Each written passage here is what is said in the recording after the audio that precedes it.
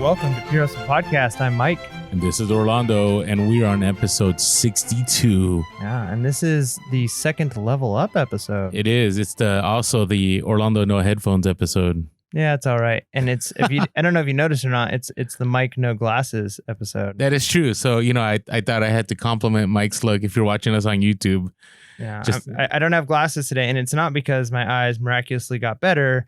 It's because I was moving all day. And you're going to get some LASIK in Vegas during eBay Open or something? Like you hit it big on the jackpot and you're like, I'm going to do some LASIK? No, that would have been nice. That was definitely not the case, but just working hard, and I put them down somewhere and forgot them. So I'm blind as a bat, so I can't see you very well, but I will pretend. No one will know. I'm sure you're a sharp looking guy as usual. So. I try. So, hey, we're actually, are you recovered from eBay Open? I'm going to say no. I'm going to say no because I came home. My flight took off at like 5 something in the morning, 5:55 from Vegas. I landed at 7, and then I had a really important meeting that I had to be at 9, which took quite a bit of the day. And then hopefully I could talk more about that meeting, in our next episode. Some opportunities may be coming up, so something to keep an eye out for.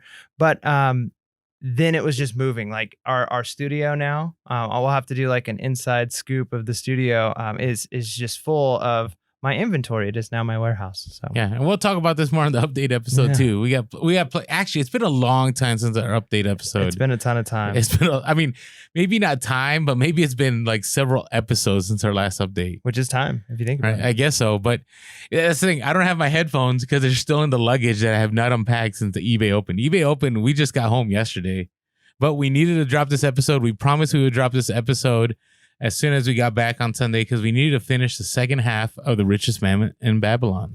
Yeah, and we started talking a little bit more once you got in here. So 2 things. One, let's recap the first. So if you didn't listen to The Richest Man in Babylon part 1 that we did, and you're interested to hear more about it, go back and check it out. I felt like some pretty interesting stuff in there, some good stuff that we were able to take away. Also some fun arguments. So I think it was pretty good. I think we should play a clip on Instagram when you go, "You're just wrong, Orlando. No." And just move on. I think we're going to. That was a good mic drop moment. Mike dropped the "you're wrong." Maybe Mike should have gotten dropped moment. Ooh. That's intense. Now things are getting violent. I don't like that. All right, we're not going to do that. But yeah, so go back and check it out. But we're just quickly, if I were to summarize it up into 2 points, well, let's hear you. What would you say the 2 points are? I think to me, there's just like one main point. It's investing yourself in the sense that 10% you need to save. That's it. I mean, you have to live on a lot less. I mean, you can expound it, right? Yeah. But basically, you need to be able to live on a lot less than you make, so you can invest and you can, build that wealth. Yeah, no, that's huge. I think that's probably the number one point of the entire book is at least save 10% for yourself. And I've heard this said other ways before. One way was like pay yourself like you're a bill, right? Like figure out what your check is each month and pay yourself 10%. Like as soon as you get a paycheck, it's like write the check. I mean, who writes checks anymore, right? Like transfer the money into a separate bank account and just say like, all right, my water bill is this, my Netflix bill is this, my bill to myself is this, right? And just save that money. And then you're actually building wealth, right? You're not just accumulating items, but you have capital, you have money that you now can do lots of things with. So yeah, I think that's 100% the main point. I'd say the second point that was made is don't just save that money, but make that money make money for you, right? So invest in it, right? So for a lot of us, that's investing in our own business, but then taking it a step further even is potentially diversifying into different types of investments, making sure that you are, prepared to make that money make more money, right? So I was always pondering this. So when it comes to reselling, right? So there's 2 ways you can go about it, right? You can like say, hey, I'm going to make, and maybe this is kind of the same discussion we had last time, right? So, you make that Amazon money, you make that eBay money, right? And you're doing well, right? So what are your thoughts? Do we reinvest all this money back into the eBay and Amazon business? Or do we still take that cut? And let's say we go into stocks, or we go into an IRA, or we find other ways to build it. Yeah, I think you should do this the latter, the second one there. I think you should invest everything that you can invest back into your company and consider that investment. But I think diversification, and they kind of talked about that in the platform too, or the second part of the book is it's crucial, right? Being able to have your money in lots of places provides a sense of security, and also it, you know, if you consider the fact that you're giving yourself a paycheck out of the money that you're making off of eBay, so put already what you're putting into your company is reinvestment, and whatever you pay yourself, take 10% of that. No, I get that. I just think that's the hardest part. And the reason I say that, and I'm not saying that you're not right. I think you are right. And I would say in my 20s, I so wish that every time, at our workplace, we had the meeting with the financial people. I always skip those every single time. Right. And they always show the numbers. Hey, if you're 25 and you save this much, this is where you're going to be at 40, where you'll be at 50. Right. But, when you're young, and when I was young, I feel old saying that, I'd always go, I can always make that money later on. Yep. Like, it's not a big deal. Like, I'm going to just push all this money back into my business. I'm not going to do anything with it. And then you get to, being 30 and you still have that same mindset. I still had that mindset. Then you get to 35, then you get to like 40 where I'm at. And you're like, I've lost 15 years of investment. Which is huge. And one of the reasons why they say start early, and it's always different depending on the market and depending on what interest rates are and what type of stocks and bonds and other investments that you're involved in. But the kind of the rule of thumb is the average market, or if the market is doing okay, is that money doubles every 7 to 10 years. Okay. So if you were to invest $10,000 today, then 7 years from now, that $10,000 is $20,000, which means 14 years from now, it's $40,000, which means 21 years from now, it's 80,000, right? So, that 21 years is going to come, and you're turning 10,000 into 80,000, if you invested early. Now, you could say you can make $10,000 later in life, but are you going to be able to invest $80,000 20 years from now? Well, that's the change in mindset, right? Yeah. Because in my 20s, I would say, I could definitely make that 10, or I can make that 20, right? But you also have to remember it takes a lot more work than just letting it sit.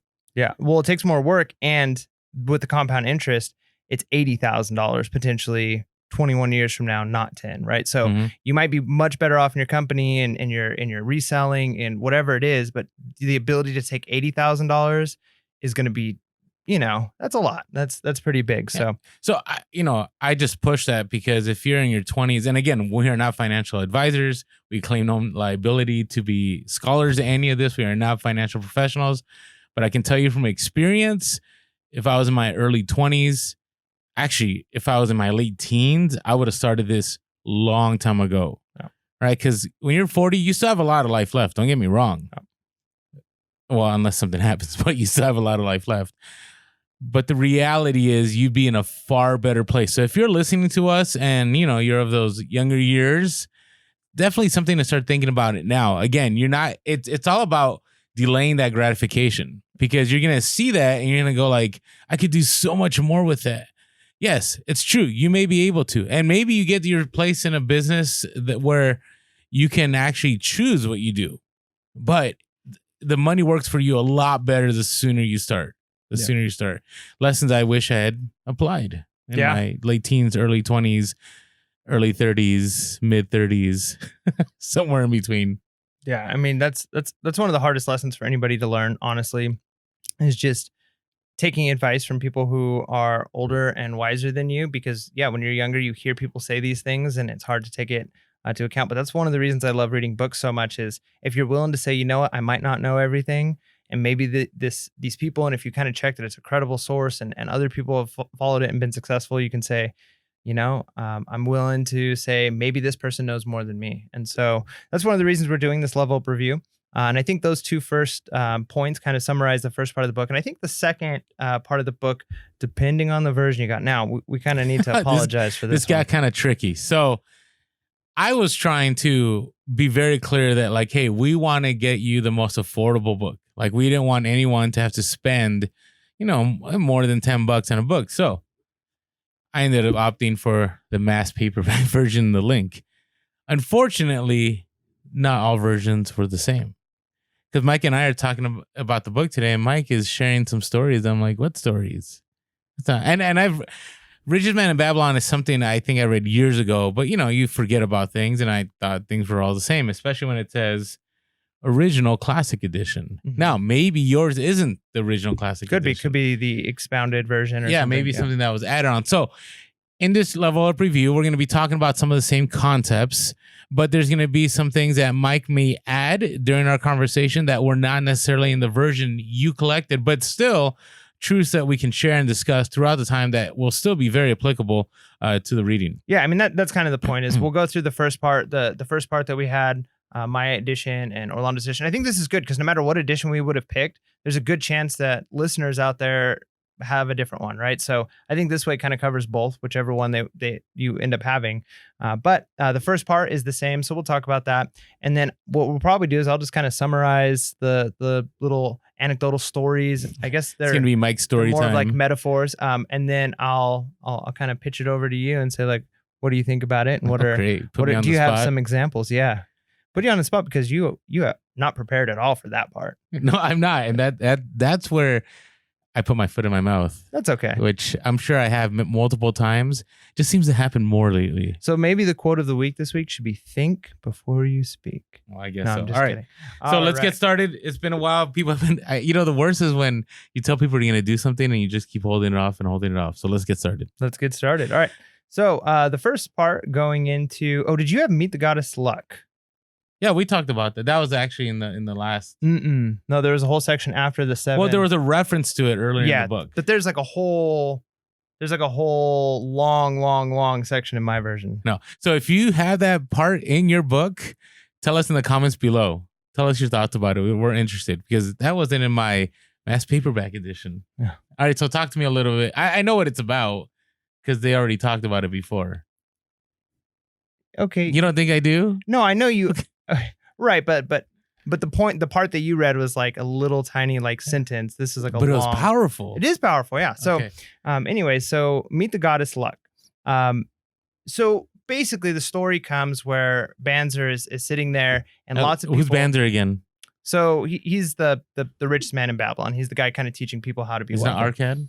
Oh, maybe it is Arcad. I don't know. Whatever that guy's name is, right? The richest man in Babylon, teaching people how to do this. And so people come to him and they're starting to ask him questions, right? Okay. And in a group, they kind of start talking about like, hey, I found like some money in a field while I was walking. Like, I want to celebrate. This is great. And then it kind of leads to this discussion about luck and what role luck plays. And I think that this is a good thing to talk about kind of in a little bit of depth as far as reselling, like what role does luck play? And so one of the things that I think you're right, it is Arcad. One of the things that Arcad explains here is he starts to ask other people, like, how many of you have had the same experience where you found a good fortune of money just sitting on the side of the road that's free for the taking, and nobody else raises their hand, right? And he goes on to try and find other examples. Well, how many people do you know that have their success because of just random luck, maybe gambling? Like they've gone and they've bet enough times on the dog races or whatever. I think we saw plenty of non-luck at eBay open with that one. Yeah, that we did for sure. All right, keep going.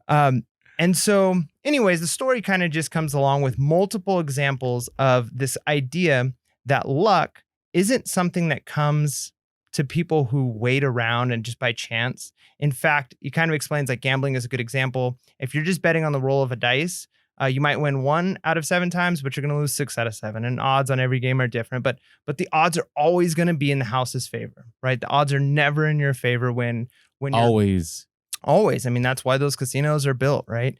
And so, yeah, you might have people who can say like, hey, I won. Like I have a friend who's obsessed with gambling and is very convinced that like they're just lucky and they're way ahead.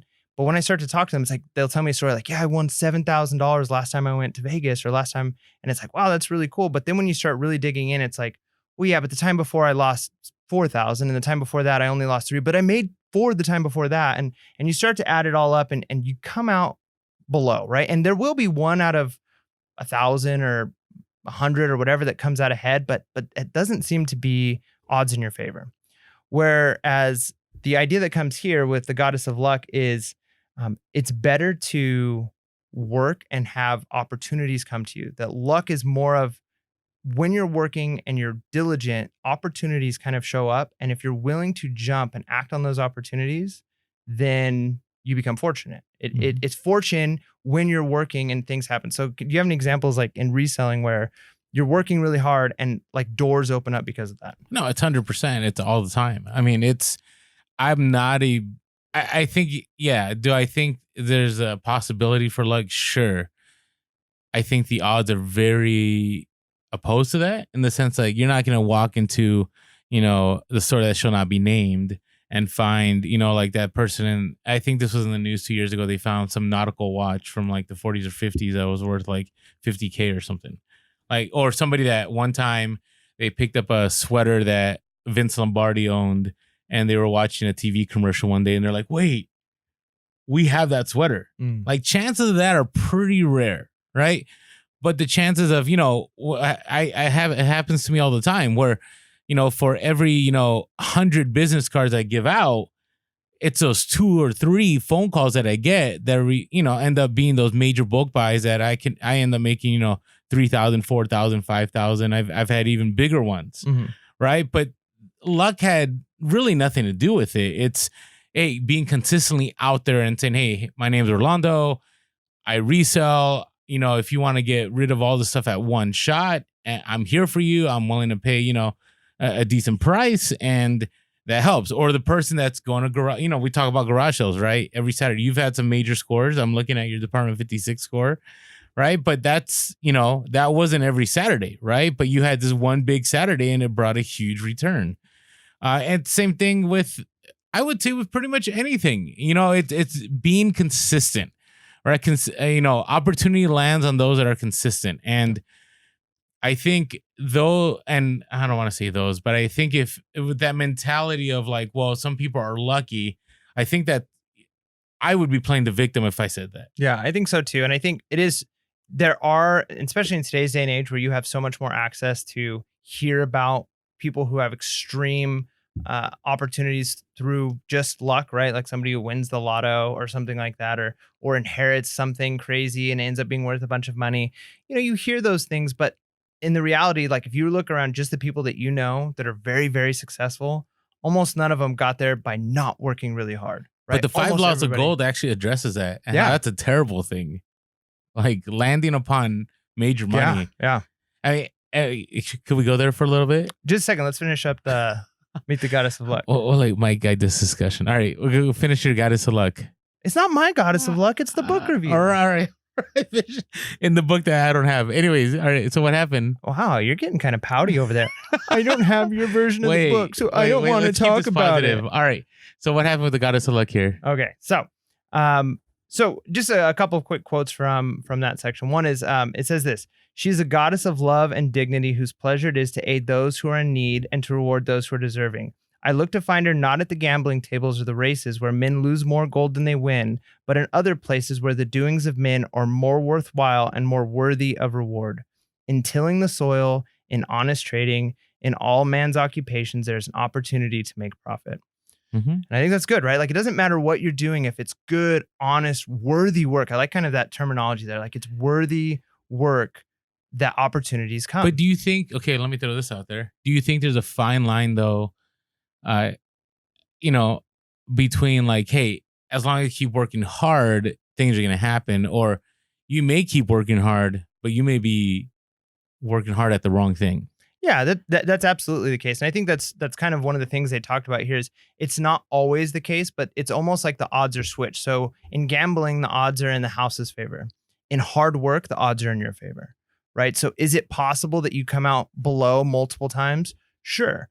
But if you're continuing to pursue things and look for opportunities in the long term, most people doing this are going to be successful, right? Like, so it's the odds are switched. So instead of the 1 in 1,000 being super successful through gambling, it's 1 in 1,000 not being successful through hard work. I get it. I just think one of the bigger pieces there that I think should also be applied is the idea of being self-aware, like understanding, it's all the time, when we were teachers, right?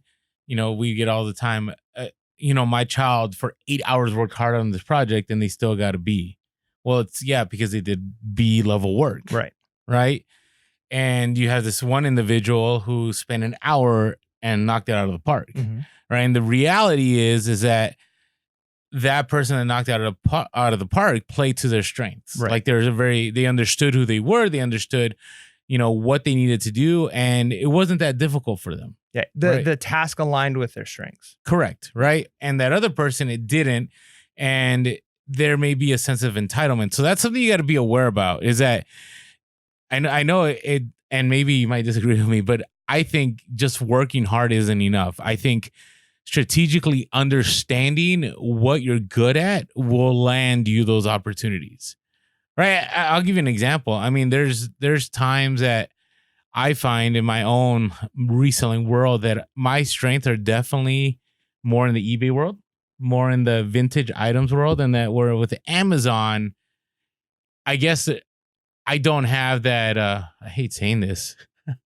I guess I don't have that entrepreneurial back against the wall. I'm willing to risk $5,000 just to make a few dollars an item kind of mindset to be able to scale. You know what I'm saying? I'd rather be slow and steady and slowly build that wealth, just because that's how I function, right? So I'm very self-aware. So I'm able to achieve success reselling because I'm able to understand, okay, these are my strengths, these are not my strengths. And whenever I try to be like somebody else, I end up working hard and not getting very far. Yeah. No, I think that's a great point. I think you hit the nail on the head there that it's, I guess, just to clarify, when we just say hard work, it's not like just go out and move rocks for no reason, right? Like it's not just hard labor. It's be smart, right? Like use the strengths that you have and be wise with the decisions you're making. But if you're sitting on the couch complaining that you're not successful,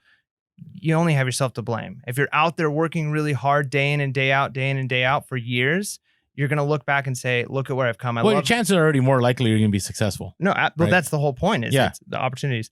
Like I love the memes where you see, or the pictures where it's like somebody standing at the top of the mountain and people like cheering them. And then the road to the mountain is like, like sharp sticks the whole way and they're barefoot walking up. And it's like, people don't see the hard work that it often takes to get to the top, So I think that's a lot of what was saying here. And then it gives several examples of one of the key things it says is act quickly. And it gives some examples of people who had opportunity come to them, but were delayed taking that opportunity and missed it. Right. So then one example it gives is there was a person that had sheep outside the city. They had too many of them. They had like some emergency came up, and the opportunity was, hey, I'll sell you all of my sheep for like an eighth of what they're worth, or I'll give them basically to you for free. Like it's still going to cost you money, but I've got to go and I can't take care of them. And the person thought about it and said, let me think about it and wait till the morning. The doors open up in the morning. They did the research. They said, this is worth it. I'm going to go buy these sheep. By the time they go back, the person sold the sheep to somebody else and it was too late. Right.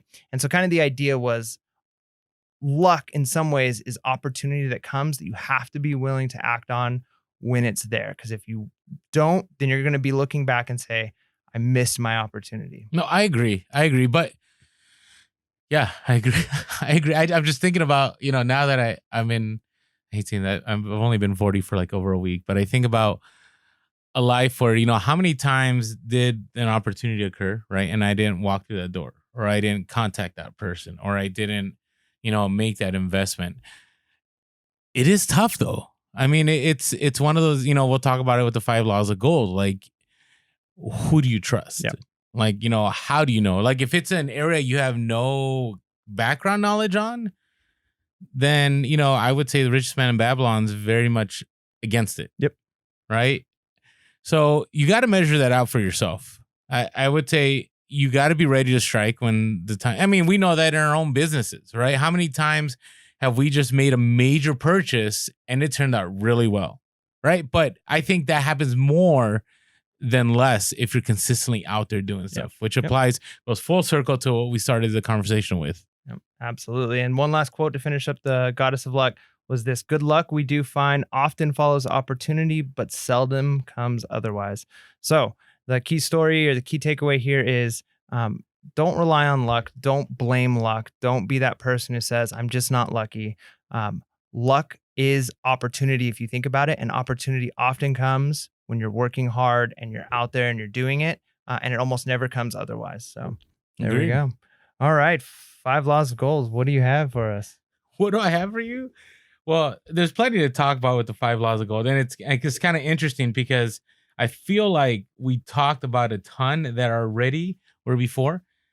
But I thought it was interesting. You know, I can relate to all of this so much growing up. So growing up, my parents grew up in the 80s when like the economy was like booming, right? So my parents bought a house in San Francisco. They got a station wagon, which back in the day was like next level, okay, with the wooden panels and all that, right? I really, I have no rags to riches story. I'm not even rich, but I don't have I was poor kind of like my parents did pretty well, and and pretty well for me. It's funny because I thought I did pretty well until I dated somebody and they said, Orlando, this is what?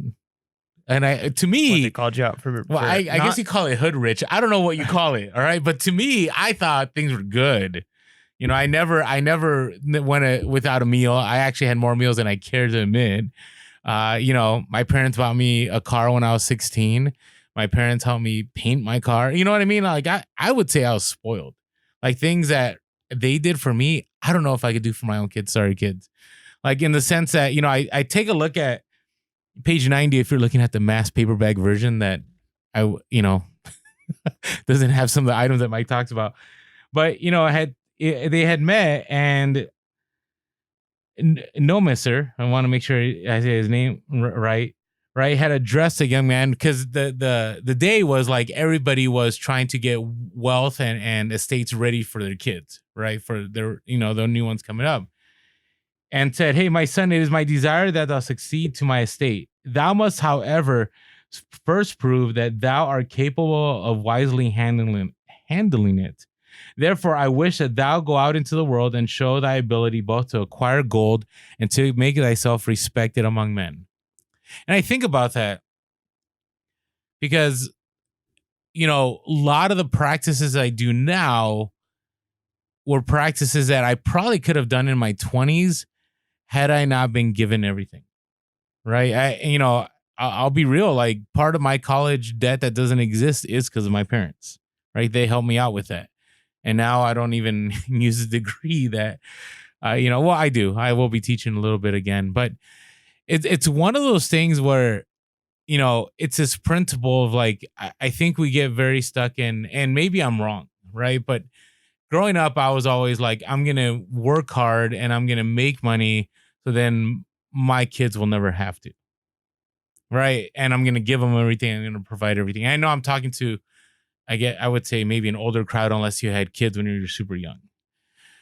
But I look at it now, and I look at my own two boys, and I go, "Wow, I have definitely created the sense of entitlement. Like it's my fault. It's on me." And it's one of those things that Gary Vee talks about all the time. Like baby boomers complain about millennials, but hey, and not baby. Is it baby boomers that had millennials? No, it's the Gen Xers or whatever it is. Yeah. Okay, but in the end, like they raised them, right? Those of you that millennials, like. I know a lot of you that aren't entitled groups of people, but there are many of you that are.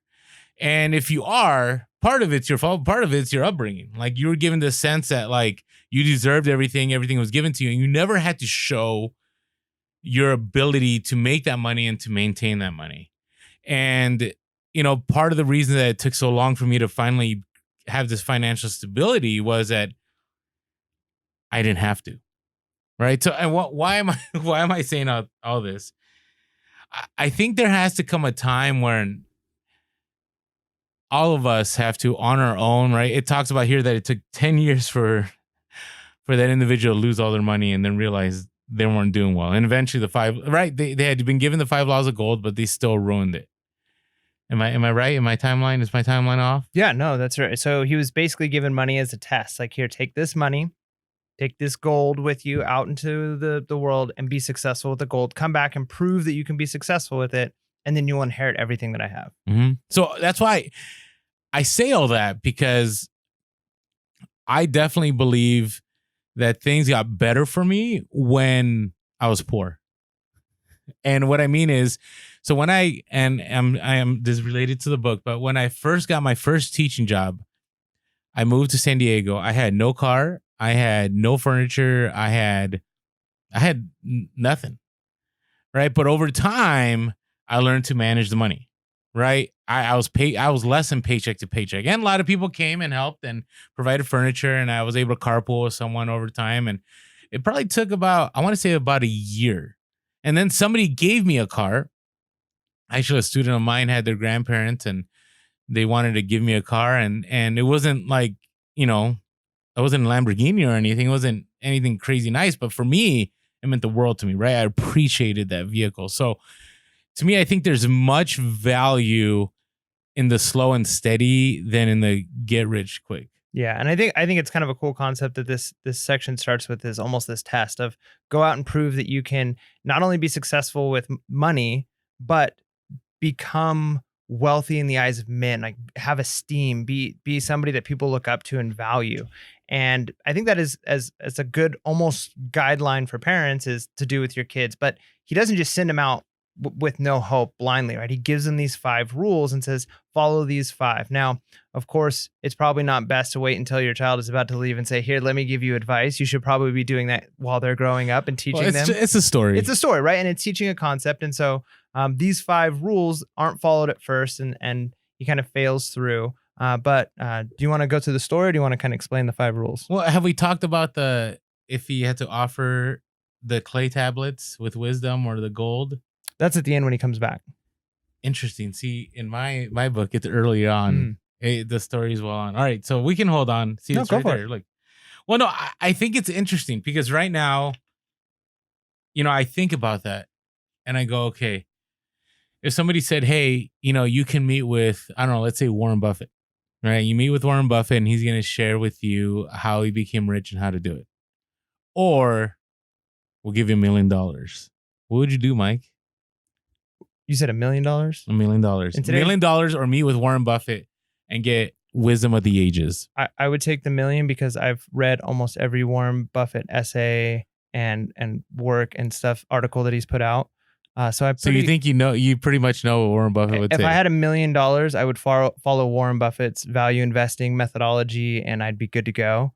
Okay. Yeah, but I get where you're going with that. Yes, I think $1 million is a lot, and I think Warren Buffett actually, now that you mentioned him, had a good point when he talked to a bunch of students, and he said, "What if I were to give you right now, and it was a high amount, like $500,000, but then you have to give me 10% of what you make for the rest of your life, right? What would you do?" And he kind of said, like, if you take that money, you are putting a limit on what you think you're worth, right? But instead, if you're willing to say, I'm going to follow these principles, I'm going to become more, and I'm worth more than this money. And that kind of is along that same idea. And you can learn such valuable things, and wisdom is what allows you to make that money and then actually use it properly. Okay.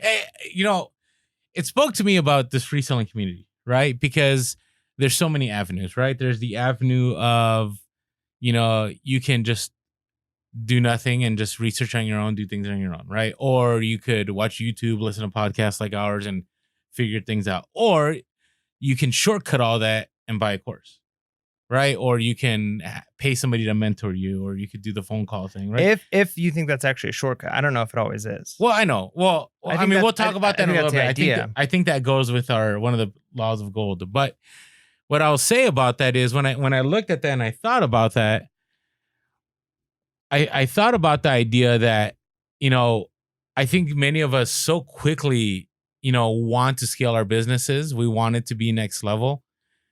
And I wonder if maybe, I don't know, I'm just getting really philosophical. Maybe is it in our best interest, right? In the sense that, like, let's say, Mike, you end up, you buy a course and you end up making a ton load of money, right? But then you don't know how to do anything else. Like, you were taught to make that money at that time, but you weren't given the tools to make more. You know what I mean? I think what needs to be clarified there, though, because when I hear course, and I know there's different types of courses, but I think of it as you are learning something. That's exactly what you're trying to do, is get wisdom. Now, if what you're being told is, here is one program, fill in the blanks here, here's one item that you can buy, you're going to get rich off this one single item, then you're not learning skills. But if it's a course that teaches you skill, step 1, step 2, then at that point, I think you are doing what we're saying is important, is getting wisdom. Okay. All right. That's good. I just wanted to, delineate that. So, all right, let's go into the laws of gold. Let's do it. Okay. So first law, if I can get to it. Why don't you? That's right. Oh, here you go. Gold cometh gladly in increasing quantity to any man. Whosoever will put.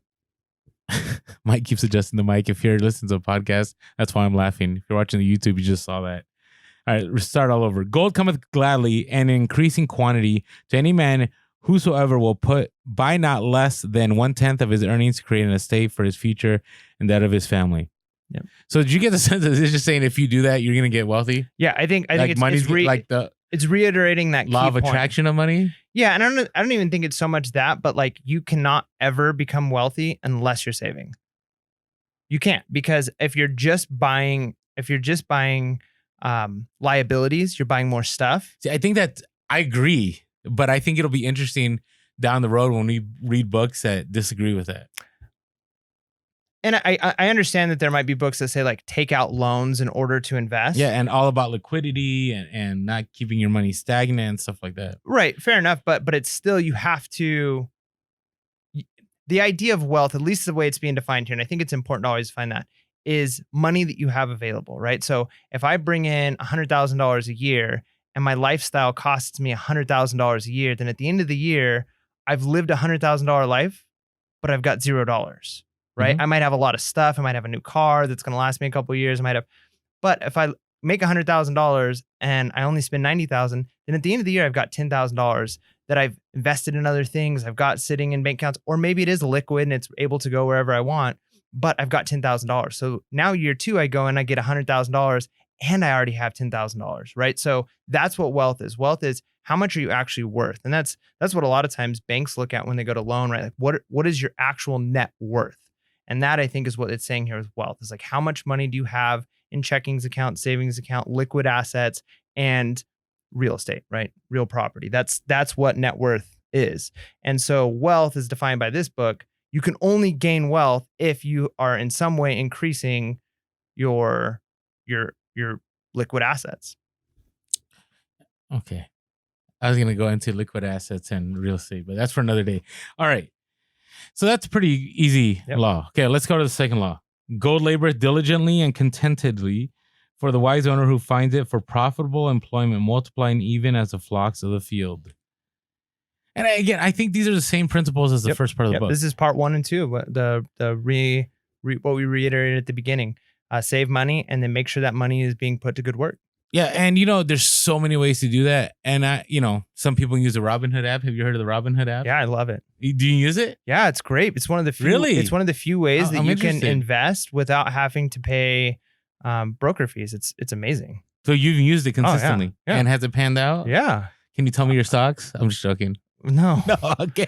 Well, actually, I don't mind because I do Warren Buffett method, and I buy when the value of the stock is trading lower than the actual real value of the stock. So right now, if you're to buy it, you're not going to be gaining the same wealth that I got. But nice. Okay. I see. But yeah, Robinhood, that's a good one. Why do you bring it up? No, I was wondering, like, I always learn new things about Mike. So I've always gone down the safe route. I've always gone like, you go to a financial advisor, you go to, certain companies, and that's it. Yeah. Like, yeah. I'd rather go to people that I trust that are also going to want to make money off of myself. You know what I mean? Like, I'm not going to go to somebody that, because I've had people approach me like, hey, Orlando, I got this in on this thing and da-da-da. So you're moving on to like rule number 3. I guess so. So yeah. I mean, but it's part of rule 2. Yeah. It's part of rule 2. And rule 3, I think kind of brings into that point. Basically rule 2 is you got to make your money work for you. Yeah. Right. I mean, it's nice to have a savings and maybe you make 2 to 3% or whatever your interest is on it, but you could do so much more with it. Yeah. Right. And again, I'm not a financial advisor. I'm just relating with you about like, hey, there's possibilities to do more with it. All right. So what are you going to say about rule 3? Yeah. again? So rule 3 is just what you said. Gold clingeth to the protection of the cautious owner who invests it under the advice of men wise in its handling.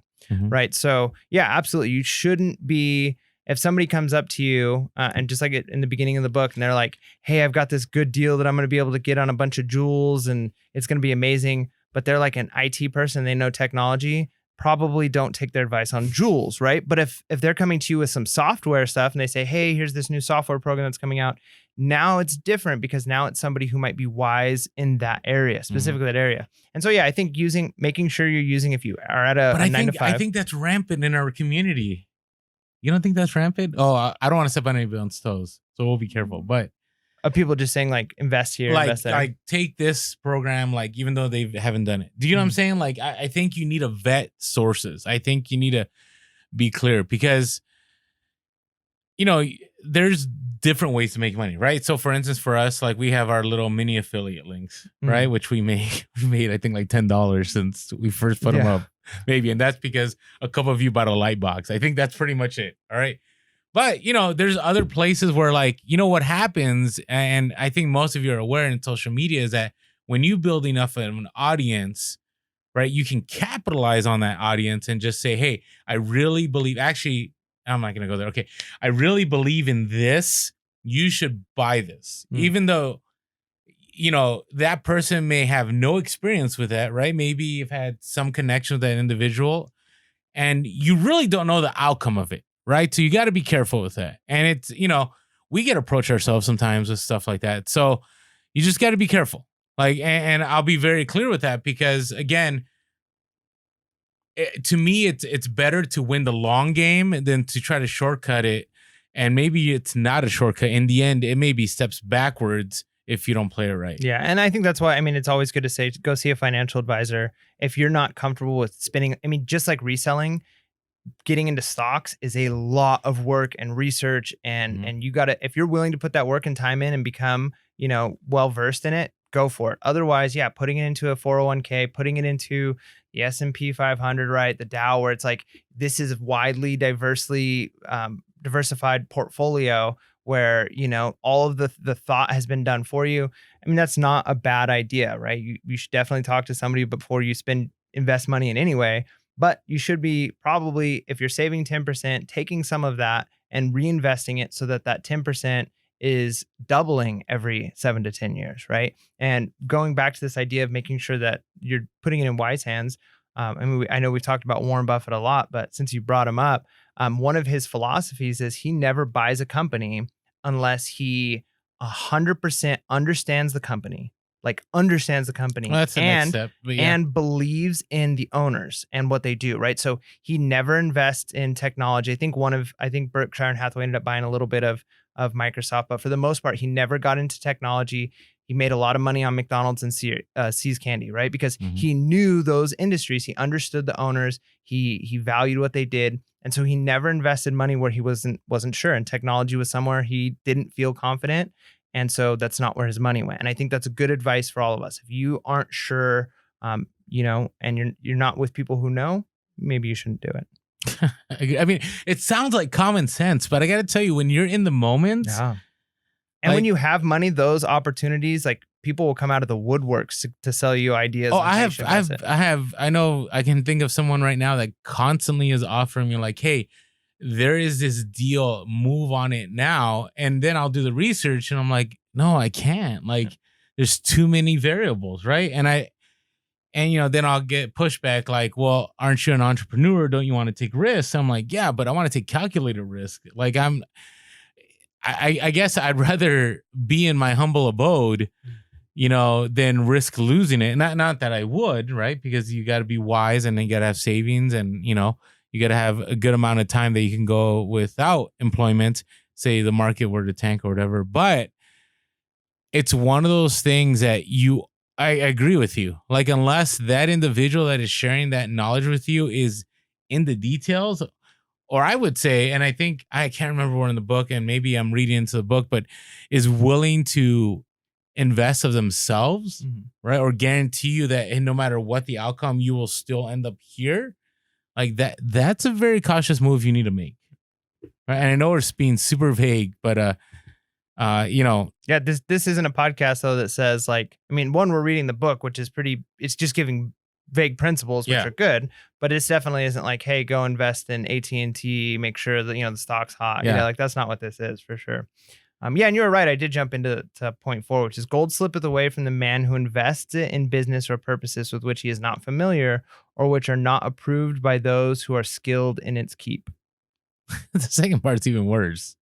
I can understand the first one. Like, yeah, if you invest, in something that you're not familiar with, but if the people that are familiar with it are they're against it. They're against it. Like, no matter how much green you see, no matter how much money you see, unless one of you that are listening have had it happen where you just went in and you had no idea what it was, and the people that were for it, actually that understood it, were against it, and you still did well. Let us know in the comments. Yeah, and I think that does happen, but just like the idea of the goddess luck and the gaming, gaming tables, that does happen, but the odds are not in your favor in that, Hungry Game status. Yeah. All right. Hey, before we move on though, hey, real quick, I just want to say, hey, if you're watching us on YouTube or if you're listening to a podcast and you're not following us on Instagram, make sure to follow us on Instagram. We are Pure Hustle Podcast on Instagram. We're always dropping some kind of knowledge or updates, or, when the next episode, if we do something special, is going to drop. We had a lot of eBay open, like stuff that we dropped on Instagram that we didn't have time for in the podcast. So it's just something to be aware about. We're also on Twitter. We are Pure Hustle Cast. We're also on Facebook, Pure Hustle Podcast. If you want to give us a call, something you agree with, something you disagree with, something you want us to share, 619-738-1170. That's 619-738-1170. You could also shoot us an email, purehustlepodcast@gmail.com. And as always, hey, if you have any book ideas, we're open to it. And below there's a link if you ever want to say thank you, and maybe the Level Up review helped you make some wise financial choices, which we had nothing to do with. The book did, but not us. We're just, translating what the book has to say into practical advice, which we don't give advice. We just talk about what the book says is advice. Okay. And hey, you know what? I'm trying to be careful here. And hey, by the way, what's the next book we're reading? All right. So we decided we want to kind of try and mix things up and provide as much content that is going to be helpful for you. And we're going to do more finance books as time goes, but we don't want to just do finance. We want to do something kind of on productivity. And there's a ton of good books out there. I've read a lot of awesome ones, but there's one I haven't read that has a lot of great reviews. We have no idea about it. Yeah. So it's got a lot of great reviews. People talk about it highly. And I've listened to the guy's podcast a few times. He's a really smart guy. So we're going to be reading The 4-Hour Workweek by Tim Ferriss. Again, we've never read this one, so we can't say whether or not it's great, but that'll be what we do on the Level Up review. We'll read through. We'll talk. And we'll make sure to put the right link to the right book that has. We'll make sure to read the same one. I was doing the Kindle version because it was the cheapest. But you probably, here's the thing. I thought I had the cheapest, but you went Kindle. I went cheaper. I just don't like reading from a screen. I don't like it either, but I just assumed that would be, the easiest for this. I get it. So hey, next book, Tim Ferriss, 4-Hour Workweek. Plus, I live in a fifth wheel now, and so my library I've already had to shrink down. I almost cried getting rid of books. Oh, that's rough. That is brutal. Did you send them into Amazon? No, none of them. I mean, they're all valuable to me, but not valuable enough for that. So, all right. Rule number 5. You got it ready? You want me to read it? No, I'll read it. Gold flees the man. Oh, are we done with 4? Are we just done? Like, are we good? Is it pretty clear? Like, hey, listen, here's the thing. If you're uneasy about something, just don't do it. Are you big on like being intuitive and instinct and following your gut? Like, No. Are you not? No, You're not, huh? I'm 100% logic over emotion. So am I, but would you say going with your gut is emotional? Yeah. I would say if your gut is being backed up by facts, then I'm all good, right? If I've got a good feeling about something and things make sense, the numbers make sense, yeah, I'm all in. But if it's just like, I feel like I got a good feeling on this, I should do this. No, I'm not talking about feeling, but I will tell you. Well, that's what gut. What do you think gut means? Gut to me means like when you verify all the facts and you. Well, then you're not going off your gut. No, you don't, because there's still like this, like. So here's what's funny about Mike. So Mike is, can I call you reserved? Sure. Okay. And I'm very like, we're going to make this happen. Right? Like I'll keep pushing. And Mike will tell me, don't do it, Orlando. We shouldn't do it. I'm like, no, we're doing it. Right? Is that how we function? Yeah. Okay. Right. That's it happened plenty of times at eBay Open. Yeah. Right. But as I get older, man, I feel so old saying that. I'm only 40. I got plenty of life left. Okay. As I get older, I keep telling myself that so I feel better. As I get older, I get to this place that like, hey, once I've looked at all the facts, I've run through all the scenarios, like no matter what Mike will tell me or no matter what anybody else will tell me, I go with it. And I find that lately, maybe 9 out of 10 times, it ends up working out. Yeah, but that's a silly thing to say because you just said after you've verified all the facts, gone through all the, like, you've done all the research. So if you've done the research, you're not going even off. Though I've done research, I've had people say, Orlando, you still shouldn't. But then And you're I'm going like, off no. of somebody else's gut. Now, if they have facts and reasons too, that's very different. Right. But if it's just like, I don't think you should do that, but you've got the data and research to support the decision you're making. Yeah, that's not going up. I don't think anybody who says I made a gut decision says that after hours of research and thinking and confirming, right? Like that's like, it could have gone either way. I'm going this way, right? That's a gut decision. Yeah, but if it could go based on the facts, it could go either way. I go with what I think is. So you're saying the facts are unclear? Sometimes. Okay, so then sometimes you do in the unknowable when you deal with. So you're saying it's like 50-50? Yeah. Facts say like I'm gonna fail 50% of the time and succeed. Yeah. Okay. I'd rather go at something and fail at it. And that's just where I'm at. I guess I'm just in this place where I'm like, no regrets. Like I'm gonna make this happen. So, anyways, think of our podcast. We had no regrets. We're gonna make this happen. Yeah. So, anyways, okay, and we made it happen. That's true. Hopefully, you're still listening. Okay. All right.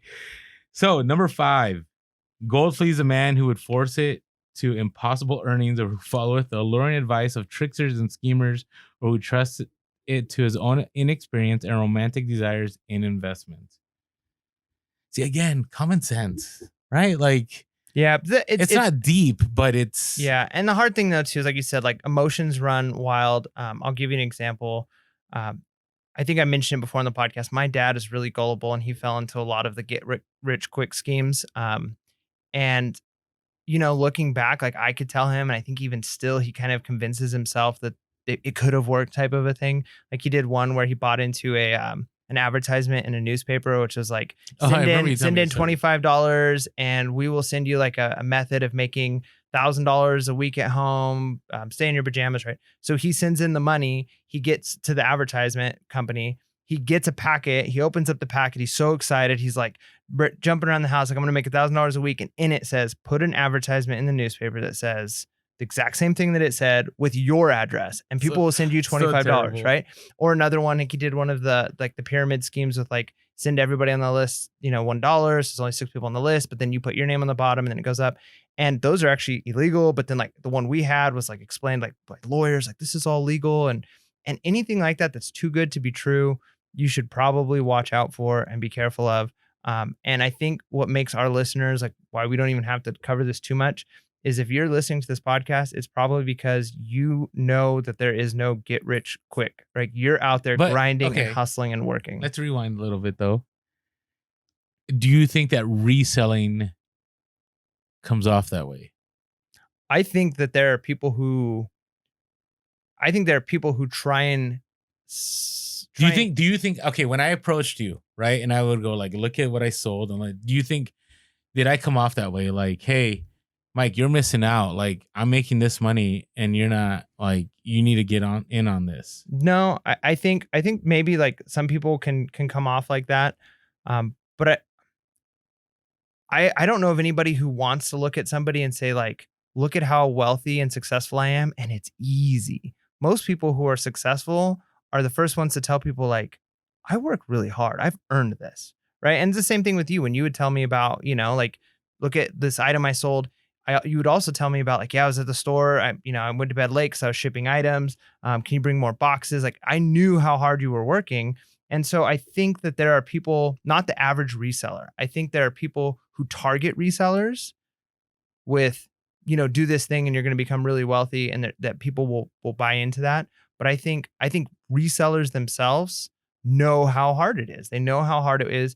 And most people who ask like, oh, is it something I can do? Like we'll say like, yeah, but it's really hard. You think that, your 9 to 5 is hard. Like I hustle all the time. I mean, if you look at the handles of so many of our listeners, it's a lot of like grinding and hustling and working. And because that is what this is, Okay. I just ask because, I do think there is the, living the dream or getting rich within our own community. I think our community sells it very much. But you're saying our community, but I think that there are a small minority of people. Okay, so who are selling the that. larger tribe.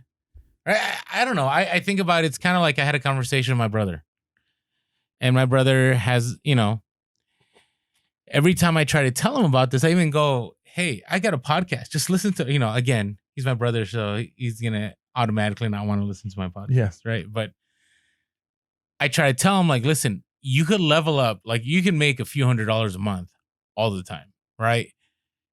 Selling used shoes, Yeah. right? And then he'll go, bro, are you really making money? Like, seriously? Like, you went to the thrift store and you made money, right? And I think we just got to be careful how we package it. I don't think Puro's podcast is an issue of packaging, right? Because I think from the very beginning we're like, this is going to be this is going to be a lot of work. You will fail and you will win, and you will fail and you will win, and you're better off listening to the podcast so you don't make the same mistakes we do. Yep. Right. But I do think other scenarios, it's like, hey, scale your business from 1 to 30K. Yeah, whatever, but that's not, I would say that's not most resellers. That's like a handful of, I don't know if you'd call them influencers or like gurus. People trying to sell something. Okay. So like, that's not the community. That's like a small portion, but because they have a broad audience, because they reach a bunch of people, it might seem like that's the community, but that's like, or that's they may not. You people. sometimes get those messages from those Instagrammers that have like 100 people following, and it's like, oh yeah, we get messages all the time from people who like want to sell us something, like, and if you want to like partner with us with something, like, we'd love to hear, we'd love to help you, we'd love we're you always to help open us. about it. But they're the ones we get, which are very clear, like, you're trying to sell us on the dream, like you're trying to give it, like, we know how hard this is, Yeah, and we could tell, a scam from not scam. I hope so. I hope so too. But yeah, so all right, but I agree. I think, again, I want to reiterate the reality of this, that I think a key tool is when you get approached by something and it sounds really, really good, it's good to seek wise counsel. Yep. I know it's common sense, but I'm telling you, when you're in the thick of it, like, you're not going to want to. You're going to be like, hey, I don't want to share this with anybody because what if they also want in? You know what I mean? And so you just got to be careful. I can tell you, I don't have a lot of examples because I don't think I've taken many risks. I mean, the craziest risk I've done is maybe like on a roulette wheel or something. Do you know what I'm saying? But I've never, which is stupid, but I've never taken a risk as far as on a business. I've always been the slow and steady guy. And it's been okay. I've been okay. That's good. That's opportunity, right? Hard work. So kind of those 5 laws, he gets those 5 laws, and the sun goes out, and he basically is used to this lavish lifestyle, like you said, and he basically breaks every single one of those rules, right? He doesn't save any money that comes in. He spends his money. He invests, but he invests poorly in people who don't know, and he loses it all, right? Which is crazy because he knew them. Yeah, he knew. Well, he had read them, but there's a difference between knowing something and believing it, right? Like he knew what those laws were, but he didn't truly appreciate them. And what I loved about this section was that he spent the rest of the time saying, you know what, from nothing, I'm going to follow these 5 laws of gold for however long this period is. And he ends up making back the exact same amount of gold that his father sent him out with, right? So he doesn't end up making he doesn't double, triple, quadruple the money that his dad sent him out with, but he goes from money to nothing to building it the right way. Right. And that's valuable. I think that shows something. And in fact, that is what ends up being the lesson that he says when he goes back to his dad with this money. And he says, you sent me a bag of, the gold from our town or gold from our country. I come back with the equal amount from my country. Here's my story. I lost it all. Then I learned. And what I've gained was wisdom. And that wisdom is way more valuable. And I've gained respect in the eyes of other people. Mm-hmm. I can't. I mean, here's the other thing too, is you got to understand, like, whether it's reselling, whatever it is that you're doing to try to break the 9 to 5, you may end up in the same place. You know what I'm saying? So I can tell you right now, I am full-time. I'm actually doing better, but I'm not, my life hasn't changed like 100%, but my ROI of being happy and being anxiety free and all that good stuff has skyrocketed. right? So you got to think about that too, that sometimes making it on your own and being your own boss, even though it may take more work and you're exchanging, the taskmaster of your 9 to 5 for the taskmaster of eBay and Amazon or whatever, Shopify, whatever your platform you're using, or maybe you're not even using a platform. Maybe you're listening to this podcast and you're an entrepreneur that's making money another way. In the end, you got to think about it's not just that money that's the ROI, because you can make the same amount of money and you could be way happier with the same amount of money. Yep. So just something to think about. Yeah, that's good. Cool. Do you have anything else you want to add about the five laws of gold? And then after we do that, I've got a few quick little short stories to kind of bring a few different points. I don't know. I this is gonna sound silly. Do you remember Rocky? The movie? Yeah. Do you try to forget Rocky? Is our audience that remember Rocky? Probably. I'm sure they do. No, remember, I know. Remember everybody when knows. Rocky lost everything? There's a couple things. Just talking like round 14, he stands back up like that. No. So there's two things. Like, I think there's the one part where Rocky, when he was in, I think it's like Rocky 1 or 2, like he makes a lot of money, right? And he just goes and buys like all kinds of crazy randomness. And then in part 5, I think it's part 5. Oh, there's that many. Yeah. And there's actually more than 5. He lets Paulie, his brother-in-law, Adrian's brother, like he ends up with power of attorney, and like some investment guys approach him and destroys all, like, so eventually he has to fight later on to like make his money back. Anyways, and it's interesting because I read up on that. I just wanted to share this. Don't ask me why. But Sylvester Stallone actually wrote that storyline. And he wrote that into the storyline because by Rocky 5, he realized what he had financially, and that if he didn't make a wise choice, that money may not always be there. And what is playing out in Rocky would actually play out in his own life. Yeah. Right. And if you know anything about Sylvester Stallone, whether, you love him or hate him, he's done all right for himself. Yeah. Right. And it's much easier to lose money than it is to make money. That is 100% true. 100% true. But it's just one of those things to think about, is that all it takes is a few bad choices. It's a few bad people that you trust in. Again, gold law number 5, and it could end. So again, common sense, but play it through. All right. That's all I got. Cool. Good stuff. All right. Here's a couple of quick things, and I'll just give you kind of the summary of it, and then it'll be easy to talk about.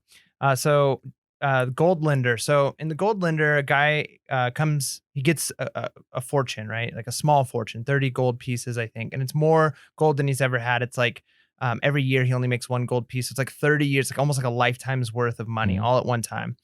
And he decides to go to the gold lender to ask advice. The gold lender's like surprised that he's there. And he's like, well, what are you here for money? And he's like, no, I want your advice. And the gold lender makes this claim, which is really, I think, powerful, which is, nobody ever comes to me and asks for advice.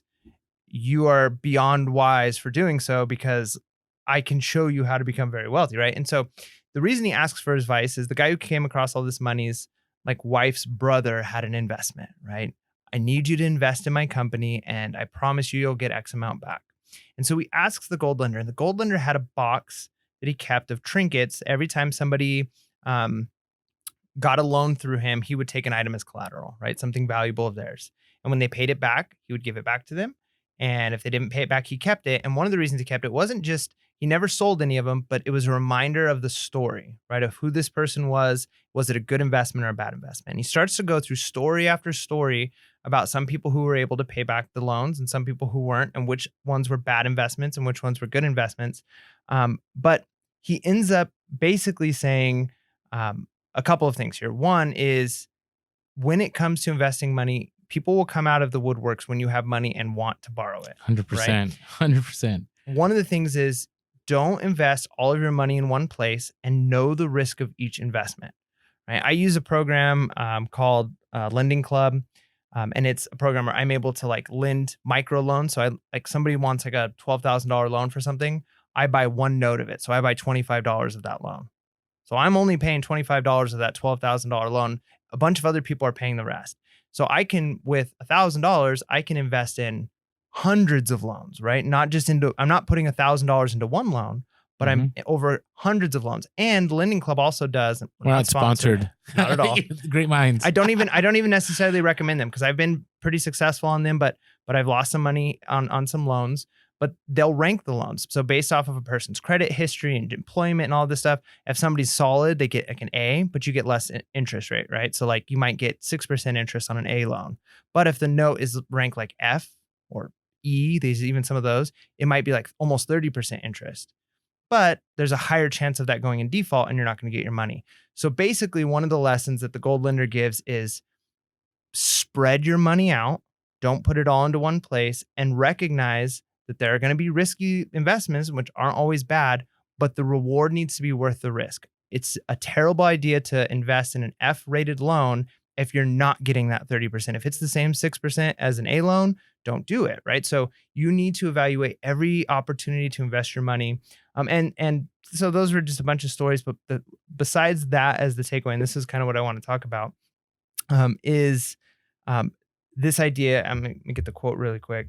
The idea that gold brings fear, responsibility, and opportunity. So it says this: gold bringeth unto its possessor responsibility and a changed position with his fellow men. Agreed. It's like anything. It's even, I would say, even with power, like it's like totally Spider-Man, right? With great power comes great responsibility. I guess so. With great gold comes great responsibility. But but it's both. I would say with money and with positions of authority, things change. Yep. You know what I mean? Like I've experienced more the position of authority than the money, but you I guess you just got to be careful.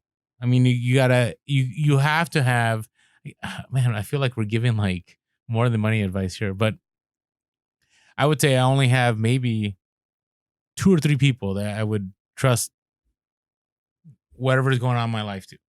Right. And, it's kind of interesting because, I don't know. I would say the money thing is definitely, because I know people that have become very wealthy and then they just went dark. And I always wonder, like, what happened to those people? Like, where'd they go? And then I would meet them and I'm like, hey, what happened? So-and-so. And he's like, listen, Orlando, the moment like I had that investment and I started making all this money, all these people that, and we talk, you see this all the time in culture now, all these people that were kind of my friends, now we're wanting to come over for dinner all the time. Yep. Right? Because they always had something to pitch, something to push, right? Or they expected me to take care of things for them, right? So, I think it's very profitable to have those people in your life before you get to that place. Yeah, I think that's a great point. Having that strong group of friends who you can trust, whether there's money or there's not money. I think that's good. And then, yeah, I think that's tough because one of the things I think a lot of our listeners are doing, I think there's a good portion of our listeners who are trying to have more time with their family, more free time, and wealth is like number 8 on their like list of like I need, right? Mm-hmm. They're trying to for other things. Then we've got some of our listeners who like that's like number 1 or 2, and that's okay too, right? Like that's where you want to make the money, you want to have all the opportunities, and it does. Wealth brings opportunities, but it is kind of a scary thought to think that it also will change your position amongst other people and the way people view you. And you've got to be okay with that too. You've got to be okay and understand that, people will treat you differently, and maybe that's what you want, but then you also run that risk of who do I trust? Are people taking advantage of me? And so wealth isn't just like a panacea that just makes everything in your life better. Like it will come with its own responsibilities that you need to be prepared for. Kind of sound like Puff Daddy a little bit.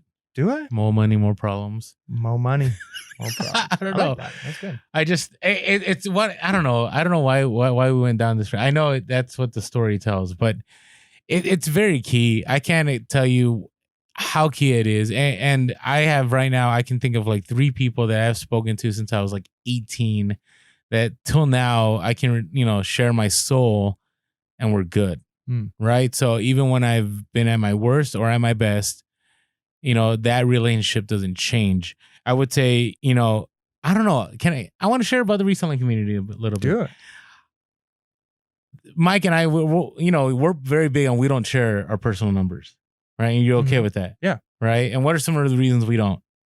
I mean, part of it is I don't want to create a one, a sense of competition, or try and give false hope to people, right? Like that I'm making this, therefore you can make it too, right? Mm-hmm. We're very big on I've got my own goals, my own objectives, and my own willingness to work for certain things and sacrifice certain things, and you have to have your own. Mm-hmm. And maybe for me, success means $1,000 a month. Maybe it means $5,000 a month. So if you look at me and I say like I'm so successful, I'm doing this, and then you say like I make 10 times that, it doesn't devalue what I'm doing, right? Or same thing, like maybe I'm making more than you are, but that doesn't mean I'm try. So we don't share those numbers, I think, for some of those reasons. Yeah, and I would tag along with that. Another one is we don't want relationships to change, right? So whether you're a $10 million seller or $1 million seller or 100,000 or a $10,000 seller, we want our friendship and our relationship with you to be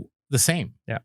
Right? I don't want to treat you any different based on how you scaled or how you haven't scaled. And I think the danger that happens, and I didn't see this at eBay Open. eBay Open, everyone was like, awesome. I don't know. I for the most part, I can't think of any relationships that were kind of awkward because people are like, oh, I make this much, blah, blah, blah. But it's a very real possibility, right? And all the reasons you had listed, I 100% agree. And I always say that the reselling community is the only place where people openly share what they make.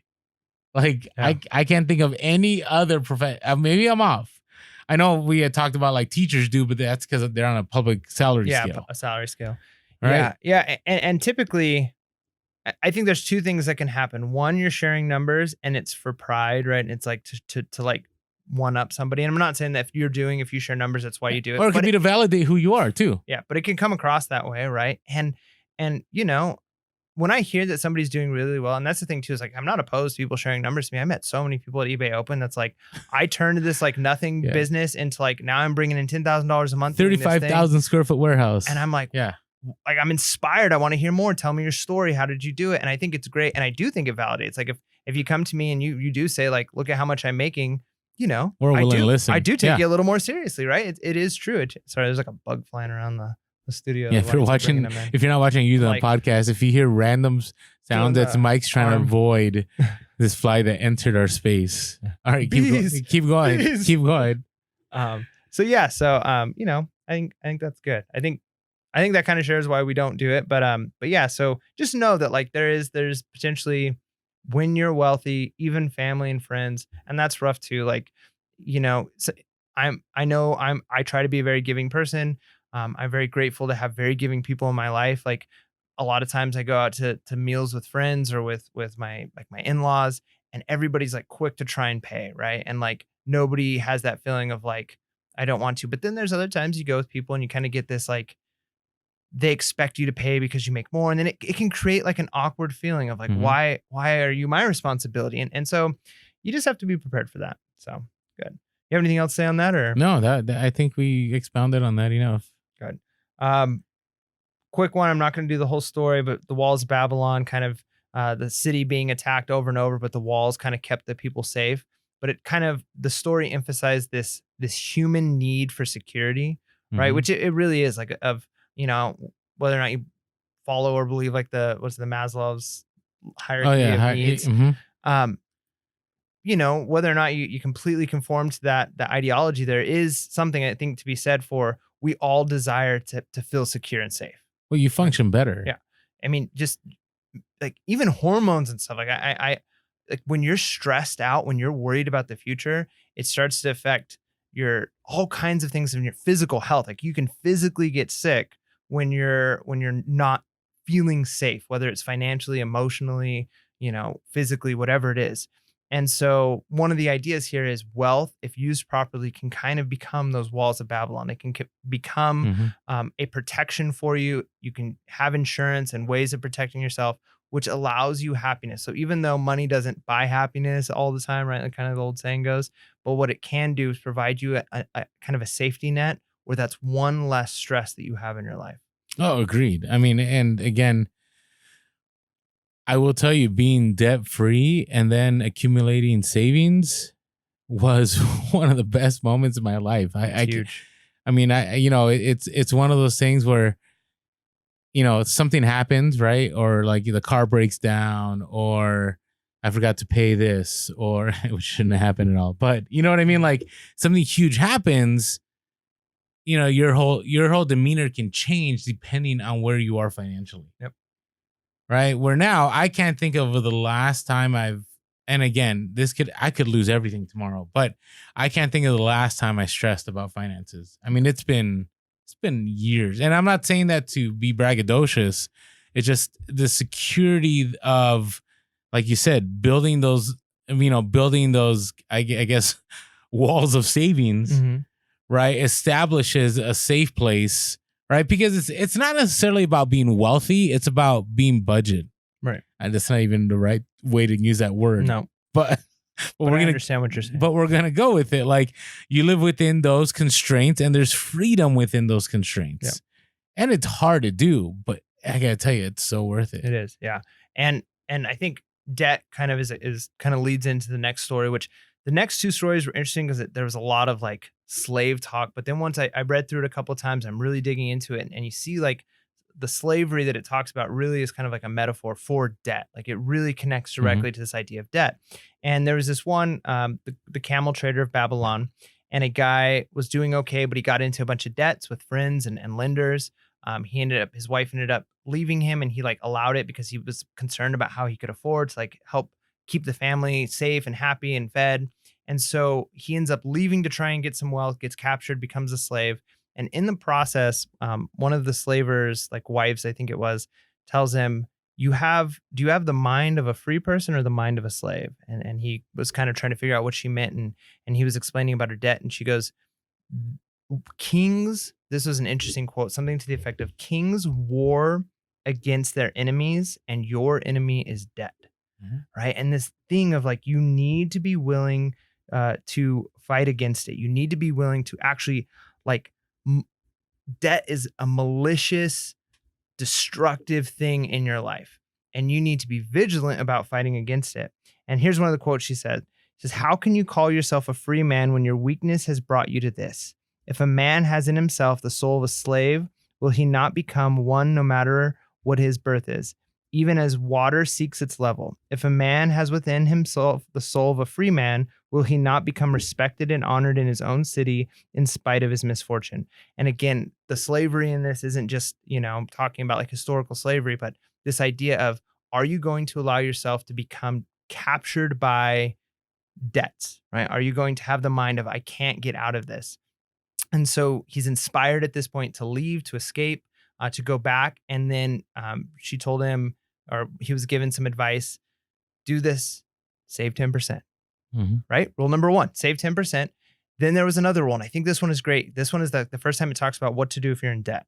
Okay. So it says save 10%, live with the other 70% or with 70%. Okay. So all of the food that you eat, the house that you live in, do not go above 70%. If you make more in a month, you can spend up to the 70%. If you make less in a month, stay in that 70%. So cut back what you're eating, cut back the clothes that you wear, whatever it is. Then 20% goes to your debtors, right? Pay the 20%, 10% to yourself, 20% to the debtors. And then the guy starts to give this story about how he was able to get his wife back and start his family going again. And he went to these lenders and they weren't all happy about the idea. But within a year, he was able to save money based off of the job he was doing and pay off his debt. When the year was over, so he was like an indentured servant, right? Okay. So he and he had his own job. Like one of the debtors basically gave him like a trade that he can do, and he paid 20% to all of the different debtors. 70% he kept, 10% he lived on, and 10% he saved. So not only when he was debt free did he walk out debt free, but he actually had accumulated wealth. He had something that was his, which he had never had before. And at that point, it was this idea of the life of a free man. Well, I think it's very, I mean, it's, there's this biblical principle, right? The rich rule over the poor and the debtor is slaves to the lender, right? Which I think is very true. I mean, think about it. If you've had debt, right, you're always paying, like no matter what, right? There's only a couple other situations where you could end up like that too. Yep. But I want to take it a step further. I think, and the richest man in Babylon doesn't take it in this direction, but I think in your 9 to 5, I think the same scenario plays. And when I say 9 to 5, it's It could be it doesn't have to be those hours. It could be anything that you're working where you are dependent on that company or that employer to provide your needs. Right. I'm going to push this really hard because I think one of the things that I'm glad I did, and one of the things that I think many of you out there have already done, is put yourself in a position, whether you left your 9 to 5 or you're in your 9 to 5, you put yourself in a position that you are not whatever, an indentured servant, whatever you want to call it, to your employer. Right. So there comes a place where we share all these principles. And I think the richest man in Babylon isn't just about being rich as far as financially, but being rich so that you can be in a place that, like, if you're done, and I don't want to use the term like anymore, if you're in a similar place where you're done and it's maybe your integrity is pushed, or maybe the working conditions are something you can't do anymore, or you're taking away way too much from your family, or whatever scenario may run, that you are free based on what you've accumulated on the principle that we've discussed, whether it be through reselling or some other avenue, that you can break free. Right? You have that option. That's what I think is most important out of all of this, is having options. Because when you don't have options, I think it's a bad place to be. Yeah, I think I agree with what you're saying. I wouldn't argue with that. I do also think, though, at least to articulate my point of view on this, is you should be building up savings. You should be making that savings work for you. All of these principles, so that way you have assets, you have fallback that you can fall onto. However, I also don't think that there's anything wrong, and I know you wouldn't say there's anything wrong with it either, but I don't think, and I just want to clarify for what I believe on this, I don't think there's anything wrong with doing a job that is less than glamorous, doing a job that maybe stinks, and you're doing it to support your family. You're doing it because or for a greater cause, and that's the opportunity that you have, or the only opportunity you have in that given time. Like, there's people out there working 2 or 3 jobs, and they can feel like, I'm a slave to these people. But if they're doing it to care for their family, if they're living within their means, if they're budgeting well, and they're taking care of their family, then in reality, they're using those things. And yet it can stink to have a boss that is cruel, or is not, empathetic, and maybe doesn't do things the way you would like to, or treats you poorly. That would be terrible. But maybe you're in a position where you can't just walk away. And there is, I think, a lot of honor and a lot of praise that is due to people who are in those jobs to support their families. And I think work is a good thing, right? No, I agree. I just, if there ever comes a time and place where it's time to move on, you can move on. That's all I'm saying. Like, we've never been opposed to the 9 to 5. I'm not opposed to the 9 to 5. I struggle ever getting back into the 9 to 5, but ultimately, I think in all that we're discussing here, I think we're talking about whatever term you want to use it. You want to call it freedom. You want to call it ROI. You want to call it stability. You want to call it security. Whatever you want to call it, you want to be in a good place financially to be able to have those options. Yeah, no, absolutely. And I think if you're saving, I mean, just think about this principle. Let's say you're stuck in a dead end job that you can't stand for 5 years, just 5 years. Okay. Which really isn't that long. That's a long time. I mean, it's a long time, but like in the course of your life, like if you can get out of it in 5 years and get to something better, that's great. But let's say it's 5 years of just miserable, and you're saving 10% every single month. That's what, 1.2 months of your salary every year you've saved up. So in those 5 years, if you ended up getting laid off and they treated you poorly and you were just kicked out the door, you've got like over half a year of money that you can just sit on the couch and do nothing. And not that you would. But there's plenty of entrepreneurs that have done that, and they've made it to the next level. Yeah. Like, not even the next level, like far past the next level, by doing that, doing more than 10%, doing like saving 80. I mean, there's a whole movement out there of people that have saved, 90% and lived on the 10%. That's crazy. So it's out there. Yep. It's out there. I wish I could have done that. Yeah, I mean, in a different place right now. I did the math one time for my students, because right out of high school, I got a pretty good job and I was making decent money. and I blew it on stupid stuff. Like I got like rims for my car and stereo systems I've for been my there. car. And you know what I mean? Like all the stuff that's super important. Like there was one time, I'm really ashamed to say this, but I hated doing laundry, and I'm like 19 years old and I'm making pretty good money. So I just go to the store and like buy new clothes all the time. Wow. You know what I mean? That's next level, Mike. So that's, I mean, it's really bad, but like I would do that. And so anyways, I did the math from one time. I said, like, when I graduated high school and the money that I was making, if I would have just for 3 years, 2 years, stayed at home with my parents and saved every penny, Mm-hmm. and then I did the math of like money doubling every 7 to 10 years. So even if you went 10 years to be, you know, a little conservative, it was like, I would probably be a millionaire already, right? Like it's Mm-hmm. just crazy to think. But yeah, so if you're young, do it. And if you're older, just going back to the quote of the week from several months ago, the best time to plant a tree was 20 years ago. The second best time is today. Agreed. Right? So Agreed. good. All right, All do you have any more to add? One more. Oh, you quick got one. one more. Okay. And it really is just kind of what we talked about, and it was a really bizarre story. So if you had my edition, you read it. It was a little bizarre. Like I won't lie, but it was kind of, and I think you would push back against this one. Oh, so we're gonna end on this kind of note. Boy, I don't think I would never argue with you on this one, but so again, slaves coming into Babylon, and basically one of the slaves looks to the other and says, like, if you end up getting put on the building the king's palace, the brick moving job, it's like the worst. You end up dying early. Like it's a terrible job. They beat you. It's not good, right? And he's like, well, how do I avoid that? And he goes, well, you've got to convince like people who want to buy slaves that you're a really hard, good worker, because it's better to have any other job than that job, right? And so he ends up becoming assistant to a baker by convincing this baker he'll work really What hard. edition of the book is this? Hey, it's in there. So he ends up becoming assistant to the baker, does really well there, works really, really hard, and ends up asking the baker this opportunity. I want to work extra.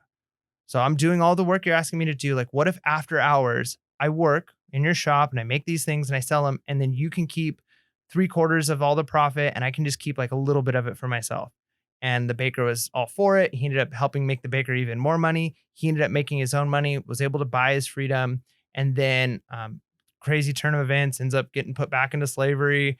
And then his friend who he taught this, another slave, of work really hard, ends up buying him out of slavery. But again, this idea of kind of like debts. And I think that part of it is working that job that might not be glamorous, right? And I know when I think when we say work really hard, we sometimes we're talking about the same thing, but we're using different words.